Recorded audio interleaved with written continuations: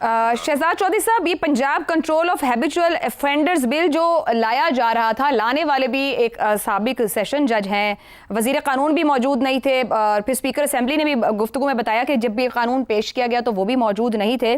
ज़रूरत क्या पेश आई मसनूई जहानत, डिजिटल इनकलाब और आज मॉडर्न डेमोक्रेटिक दौर के अंदर हुकूमत को उस तरह के निज़ाम की तरफ वापस जाने की जो आज से 150-200 साल पुराना है?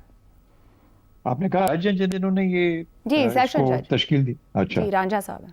तो रांझा साहब, अच्छा, आई रिस्पेक्ट हिम। लेकिन ये तो अमल तो कठपुतली वाला अमल है। इसमें तो मुझे कोई आज़ादी सोच की नज़र नहीं आती। वो 1871 का जो कानून था वो बना 1857 की जंग आज़ादी के बाद, जब अंग्रेज ने उसको मुकम्मल तौर पर पंजाब को काबू करने की कोशिश की और कर लिया, कामयाबी के साथ कर लिया। लेकिन फिर भी वो 3-4 ऐसी जातें, ऐसी किस्म के लोग, ऐसे धड़े थे जो कंट्रोल में नहीं आ रहे थे। उनको कंट्रोल में करने के लिए एक लंबी लिस्ट 1871 में कवानीन की बनी, जिसमें लैंड एक्ट, ये एक्ट, बदमाशी एक्ट, फलाना एक्ट, ये सब के सब उसमें शामिल थे, ताकि इनको काबू किया जा सके। उसमें चाहिए और जरूरत ये होती थी कि आपने जाकर रजिस्टर करवाना है, हर महीने थाने में जाके हाजिरी देनी है।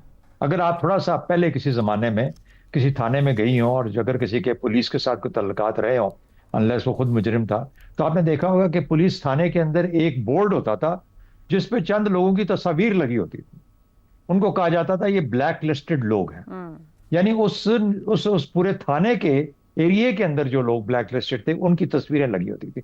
तो कौन सी ऐसी चीज थी जो कि इनको मालूम नहीं था, थानेदारों को मालूम नहीं था, जो इस एक्ट के नीचे आएगी दोबारा से? या तो उन्होंने उसको डिसकंटिन्यू कर दिया था। तो मेरा अपना ख्याल है कि कहीं ना कहीं बैठे किसी जज साहब के अंदर या किसी ऐसे साबिक बंदे के अंदर ही ख्याल आया कि ये अगर बात की जाए तो कानों को भली लगेगी, it will sound like music to ears. तो म्यूजिक लगा उन लोगों को जो कि प्रिएम्प्टिव कंट्रोल करना चाहते हैं। ये तो बड़ी अच्छी बात है। खवातीन के खिलाफ कितने जुल्म हो रहे हैं, बच्चियों के खिलाफ क्या क्या हो रहा है, और खवातीन को कैसे तंग किया जा रहा है। और हम तो चाहते हैं कि पंजाब के अंदर इस किस्म का अमल हो कि कोई किसी को छेड़ ना सके। ये गुंडा एक्ट तो ऐसा होना चाहिए कि हमें जाके पता होना चाहिए, हम जाके पकड़ लें उसको। और जब फिर किसी ऐसे शख्स ने बात सुनी तो उसने वो अमल कर दिया जिसको कि आज हम डिस्कस कर रहे हैं। तो ये उसकी बुनियाद है। मेरा ख्याल है कि जिनको पता भी नहीं होगा कि 1871 से एक ऐसा एक्ट है जो कि ऑलरेडी आपकी पुलिस का हिस्सा है और उसी तरीके से काम चल रहे हैं, तो आपको इसकी जरूरत ही नहीं थी। दूसरी बात, बड़ी बात जो मैं कहना चाहता हूं, ये जो एक्ट गया है किसी कमेटी के पास और कब बताया गया है स्पीकर साहब को कि जी ये एक्ट कमेटी ने तो पास कर दिया, तो मुझे बताइए वो स्पीकर को कैसे उनके कमेटी के पास चला गया बगैर स्पीकर के पता हुए? मलिक अहमद खान बहुत कमाल के आदमी हैं, बड़े अच्छे आदमी हैं, लेकिन ये कैसे मुमकिन है स्पीकर साहब कि आपके जाने बगैर कोई चीज कमेटी? खतरा पता है क्या है? मलिक अहमद खान साहब की ऑब्जर्वेशन के बाद ये कमेटी उसको वापस रिव्यू करेगी, रिव्यू करने के बाद 3-4 शिकें कम कर देगी, लेकिन मनोवन उसी तरीके से कुछ 70-75-80% एक प्रीएम्प्टिव शक्ल के अंदर, जहां पर आप जाके लोगों को नैब कर सकते हैं। तंग करने वाली चीजें क्या है? ये जो सोशल मीडिया पे लोग होते हैं, ये जो पॉलिटिकल पार्टीज को सपोर्ट करते हैं, ये जो आजकल का यूथ है जेन जी, इसको किस तरीके से कंट्रोल किया जाए, ये जो इधर तो ये वो मामले हैं जिनको कि इनको कंट्रोल करना मकसूद है। इसके लिए एक और सही 3 चीजें आपके रिसेंटली आपकी चक में, पीका तो आप सारे सफर कर ही रहे हैं ना, पीका एक्ट जो है उसको भी आपको खामोश करवाना मकसूद है किसी तरीके से।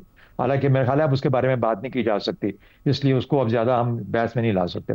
लेकिन उसके बाद क्या हुआ, प्राइवेट प्रॉपर्टी के ऊपर खंबा हम लगाएंगे। अब उसमें जो चेंजेस आई हैं, शोर मचा ना, तो चेंजेस क्या आई हैं? अच्छा, आप आपस में मुआहदा कर लें। अब मुझे बताइए कि जब किसी का कत्ल हो जाता है और वो कहते हैं कि यार इससे तुम बस मकमका कर लो आपस में, तो कितने ज्यादा एक परसेंटेज है मकमका करती है। इसी तरीके से वो घर वाला भी मकमका करेगा और कहेगा यार मुझे माफ कर दो, जहां लगाना है लगा लो, इतने पैसे मुझे दे देना।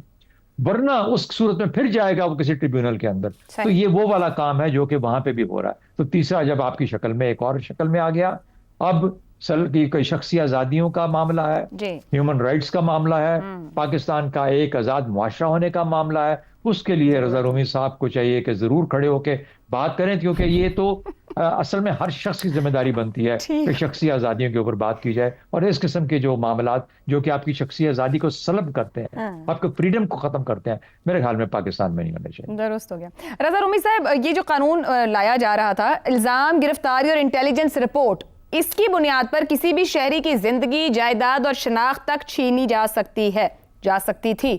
अब ये इस तरह के कानून का थॉट प्रोसेस कहाँ से आता है, क्यों आता है, क्या आपको लगता है इसके पीछे जहनियत है, क्या वाकई कानून की हुक्मरानी की चाह है इसमें? आयशा, कानून की हुक्मरानी का तो बिल्कुल कोई ऐसा मजाक नहीं है। ये एक अथॉरिटेरियन कानून है और बिल्ड करता है नौबादियाती कवानीन जिनके तहत पाकिस्तान अभी भी चलता है, जिसमें कि पुलिस सरे फहरिस्त है। पुलिस का जो इदारा है हमारे यहाँ, वो अस खुद एक कॉलोनियल इदारा है। और जो बीच में इस्लाहात हुई, 2002 का पुलिस ऑर्डर आया, उसको रिवर्स कर दिया गया और अब दोबारा से पाकिस्तान, हिंदुस्तान, बांग्लादेश 1861 का जो पुलिस ऑर्डर है, पुलिस ऑर्डिनेंस है, उसके तहत चलते हैं वो। तो ये एक तरह से, और ये बड़ी मजे का खेज लगती है लोगों को बात, लेकिन एक्चुअली तो ये बिल्कुल एक नेचुरल प्रोग्रेशन है कि ये गुंडा एक्ट जो था अंग्रेजों का 19वीं सदी में जब उन्होंने उसको लाए थे और बाद में इस तरह के एक्ट बनाए, तो उसका मकसद यही था कि मकामी आबादी जो है उसको कंट्रोल करना है। देखिए 1857 की जो जंग आज़ादी थी, उसके बाद अंग्रेजों ने कई कवानीन यहाँ पे मुतारिफ करवाए जिनसे उनका ये ख्याल था कि कोई ऐसे अवामी जज्बात या गिरोह या इंडिविजुअल्स जो कि उस वक्त की जो अथॉरिटी है उसको चैलेंज कर सकते हो, उनको दबाने के लिए, उनको जिसे कहना चाहिए न्यूट्रलाइज करने के लिए ये कवानीन लाए गए अमल में और मतवातिर आते रहे। और फिर एक वक्त आ गया कि ये कानून जो थे सारे ये भी गैर मौसर हो गए 20वीं सदी के अवाइल में, जब आज़ादी की तहरीकें चली। लेकिन बहरहाल तारीख में ज़्यादा नहीं जाते। हमारे यहाँ भी कुछ मामला ऐसा ही है कि अभी इतने ड्रैकोनियन कवानीन ऑलरेडी मौजूद हैं हमारे मुख्तलिफ लोकल एंड स्पेशल लॉज में और दीगर लीगल फ्रेमवर्क में कि खुदा जाने के इसकी क्या ज़रूरत आन पड़ी।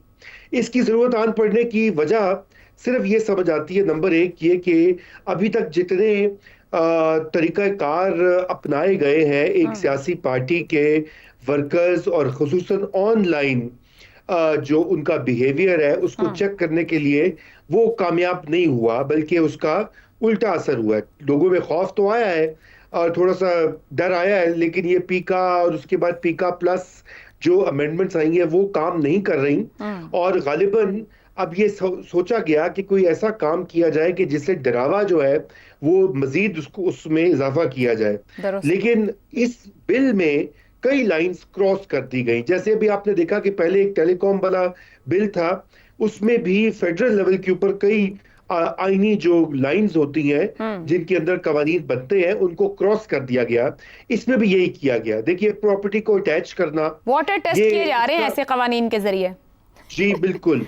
तो इसका एक जुडिशियल प्रोसेस है और मैं ये समझता हूँ कि जैसे कि मरकजी लेवल के ऊपर हमने देखा नाअहली थी वहां की जो वजारत थी आईटी की और कानून की, इसी तरह मैं समझता हूँ कि पंजाब के लेवल के ऊपर भी ये इनकॉम्पिटेंस बिल्कुल दिखाई दे रही है। इससे कतई नजर कि स्पीकर ने ये ड्राफ्ट देखा था या नहीं देखा था, जिन लोगों ने इसको बनाया, पंजाब का जो महकमा कानून है, जो लॉ सेक्रेटरी है पंजाब के और जो वजीर है, लॉ मिनिस्टर भी छुट्टी पे थे, इत्तफाकन जिन जिम्मेदारान ने देखना था वो सब वहां पर मौजूद नहीं थे। मगर गुफ्तगू इस नतीजे पर पहुंची कि कानून की अमलदारी और फास्ट ट्रैक पर अगर प्रोसीजर्स को जिम्मेदारान फॉलो कर लें तो ऐसे मज़ाइका खेज कवानीन की जरूरत ना पड़े।